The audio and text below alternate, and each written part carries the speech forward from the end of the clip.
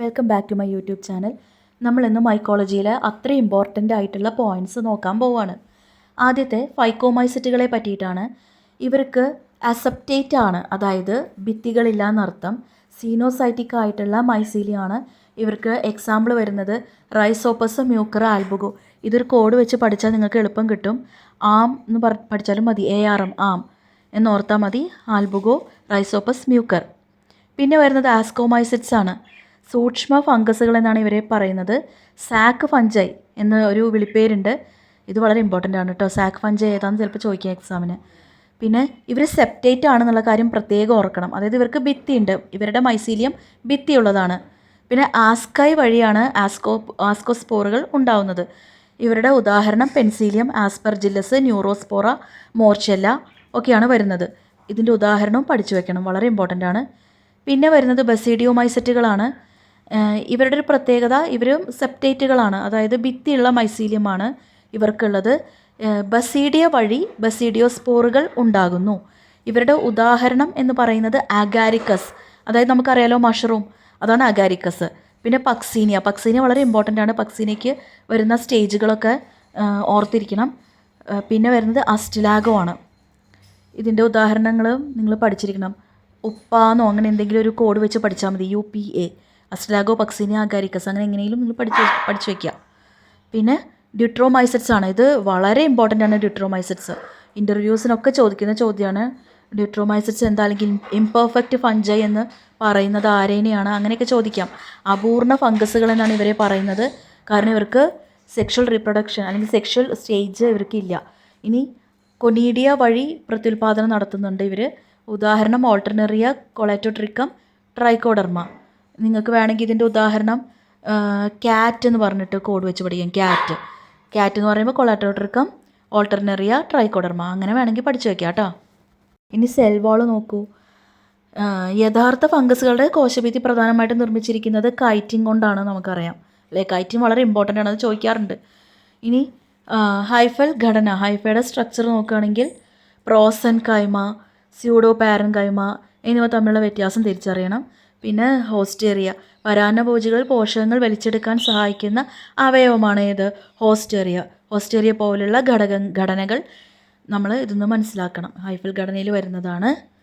ഇനി വരുന്നത് economic importance ആണ്. എക്കണോമിക് ഇമ്പോർട്ടൻസിൽ ആൻറ്റിബയോട്ടിക്കുകൾ വളരെ ഇമ്പോർട്ടൻ്റ് ആണ്.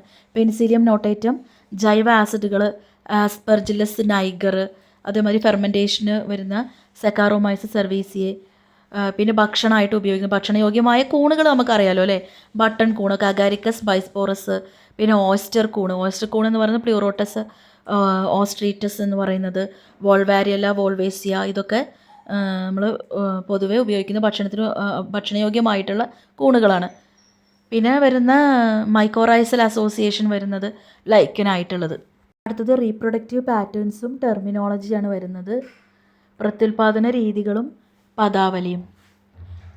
അതിൽ വരുന്ന ഹോമോതാലിസം, ഹെട്രോതാലിസം വളരെ ഇമ്പോർട്ടൻ്റ് ആണ്.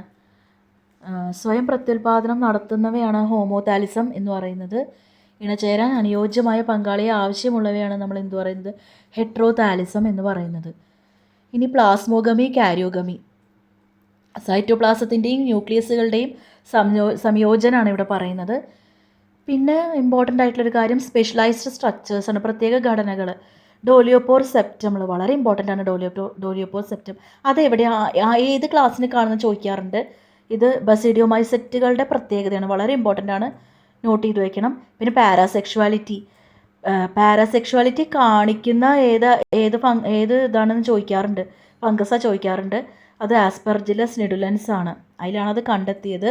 മിയോസിസ് ഇല്ലാതെ നടക്കുന്ന ജനിതക കൈമാറ്റമാണ്. പിന്നെ ക്രോസിയർ ഫോർമേഷൻ വേഴ്സസ് ക്ലാമ്പ് കണക്ഷനാണ്. അത് ആസ്കോമൈസറ്റ്സും ബസീഡിയോമൈസറ്റ്സിൻ്റെയും ഫീച്ചേഴ്സ് നിങ്ങൾ നോക്കി വെക്കണം. ക്രോസിയർ പെസൈസയിലാണ്, കാരണം അത് HSST ആണ് അധികം ചോദിക്കാറ്. ഇനി പ്രധാന രോഗകാരികളാണ് തുരുമ്പ് രോഗങ്ങൾ, റസ്റ്റ് ആൻഡ് സ്മട്ട്, പക്സീനിയ, ഗ്രാമൻ സ്റ്റിറ്റിക്കൈയാണ് ഈ ഗോതമ്പ് തുരുമ്പ് രോഗം എന്ന് ഉണ്ടാക്കുന്നത്. പിന്നെ അസ്റ്റിലാഗോ എന്ന് പറയുന്നത് സ്മട്ട് ഫംഗസ് ആണ്. പൊതുവായ രോഗങ്ങൾ പൗഡറി മിൽഡ്യൂ, എരിസിഫൈ ഉണ്ടാക്കുന്നത്, റെഡ് റസ്റ്റ് ഓഫ് ടീ, സെഫാലൂറസ് ഉണ്ടാക്കുന്നതാണ്. അത് പച്ച ആൽഗയാണ്. പലപ്പോഴും തെറ്റിപ്പോകാൻ സാധ്യതയുള്ള ചോദ്യമാണ്. ഇനി ഫൈറ്റോഫ്തോറോ ഇൻഫെസ്റ്റൻസ് ഉണ്ടാക്കുന്ന ലേറ്റ് ബ്ലൈറ്റോ പൊട്ടാറ്റോ. ഇനി പ്രധാന ഫംഗസ് ഘടനകൾ നോക്കാം. ഫംഗസുകളുടെ ശാരീരിക ഘടനയെക്കുറിച്ച് പഠിക്കുന്നത് പരീക്ഷയ്ക്ക് വളരെ പ്രധാനമാണ്. ഉദാഹരണത്തിന് ഡോലിയോപോർ സെപ്റ്റം. ഡോലിയോപോർ സെപ്റ്റം എന്നത് ബസീഡിയോമൈസിറ്റുകളുടെ ഒരു പ്രത്യേക ഘടനയാണെന്ന് നമ്മൾ ഓൾറെഡി പറഞ്ഞു. ഇത് കോശങ്ങൾ തമ്മിലുള്ള സൈറ്റോപ്ലാസത്തിൻ്റെ ഒഴുക്കിനെ നിയന്ത്രിക്കുകയാണ് ചെയ്യുന്നത്. കൂടാതെ ക്ലാമ്പ് കണക്ഷൻ. ബസീഡിയോമൈസിറ്റുകളിൽ കാണപ്പെടുന്ന മറ്റൊരു പ്രധാന ഘടനയാണ് ക്ലാമ്പ് കണക്ഷൻ. കോശവിഭജന സമയത്ത് ഓരോ പുതിയ കോശത്തിലും ഒരു ജോഡി ന്യൂക്ലിയസ് ലഭിക്കുന്നുണ്ടെന്ന് ഉറപ്പാക്കുന്നത് ഇതിലൂടെയാണ്. ഇനി നമുക്ക് പക്സീനിയയുടെ ജീവിതചക്രം നോക്കാം. റസ്റ്റ് ഫംഗസ് ആണ് കേട്ടോ. പക്സീനിയ ഗ്രാമൻ സ്റ്റിറ്റിക്ക എന്നത് ക്ലാസിക്കായ ഒരു മാക്രോസൈക്ലിക് ഹെട്രീഷ്യസ് ഫംഗസ് ആണ്. ഇത് 5 വ്യത്യസ്ത സ്പോർ ഘട്ടങ്ങളിലൂടെ കടന്നു പോകുന്നത് കൊണ്ട് മാക്രോസൈക്ലിക് എന്നും ജീവിതചക്രം പൂർത്തിയാക്കാൻ 2 വ്യത്യസ്ത ആതിഥേയ സസ്യങ്ങൾ, അതായത് ഗോതമ്പും ബാർബറിയും, വളരെ ഇമ്പോർട്ടൻ്റ് ആണിത്, ആവശ്യമുള്ളത് കൊണ്ട് ഹെട്രീഷ്യസ് എന്നും അറിയപ്പെടുന്നു. അപ്പോൾ ഹെട്രീഷ്യസ് എന്നറിയപ്പെടാൻ കാരണം എന്താണ്? 2 ആതിഥേയ സസ്യങ്ങളുണ്ട്. ഏതൊക്കെയാണ്? ഗോതമ്പും ബാർബറിയും. അതുകൊണ്ടാണ് കേട്ടോ. നമുക്കിനി ആസ്കോമൈസെറ്റ്സിൻ്റെ റീപ്രൊഡക്ഷൻ നോക്കാം. ആസ്കോമൈസെറ്റ്സിൻ്റെ റീപ്രൊഡക്ഷനിലൂടെയാണ് ആസ്കസ് എന്ന ഘടന ഉണ്ടാകുന്നത്. ഇതിനുള്ളിൽ ആസ്കോസ്പോറുകൾ കാണപ്പെടുന്നുണ്ട്. ഈ വികാസ പ്രക്രിയയിൽ പലപ്പോഴും ക്രോസിയർ എന്ന് വിളിക്കപ്പെടുന്ന കൊളുത്ത് പോലെയുള്ള ഘടനകൾ കാണാറുണ്ട്. ഇത്രയൊക്കെയാണ് മൈക്കോളജിയിൽ നിന്ന് ഇമ്പോർട്ടൻ്റ് ആയിട്ട് ചോദിക്കാൻ സാധ്യതയുള്ളത്. നോക്കി പഠിക്കുക കേട്ടോ. Thank you.